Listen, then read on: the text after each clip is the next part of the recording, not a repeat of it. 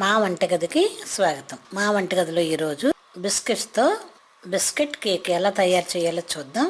ఏ పిండి ఉపయోగించకుండా only బిస్కెట్లతో cake ఎలా తయారు చేయాలో చూద్దాం.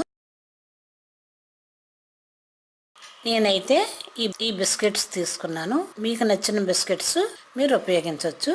కవర్ ఓపెన్ చేసి బిస్కెట్స్ని ఒక ప్లేట్లో వేసి చిన్న చిన్న ముక్కలుగా చేద్దాం.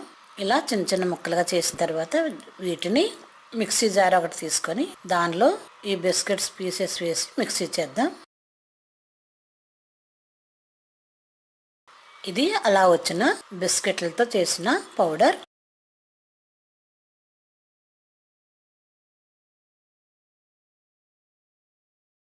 ఇప్పుడు దీనిలో 2 టేబుల్ స్పూన్లు పంచదార పౌడర్ కలుపుదాం. మనకి స్వీట్ సరిపడంత పంచదార పౌడర్ కలుపుకోవాలి.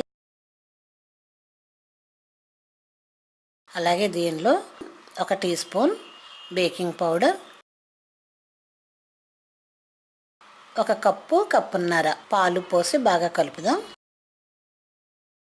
మన కేక్ వేయడానికి పడేలా పిండి కలపడానికి పాలు కొద్దిగా పోస్తూ కలపాలి.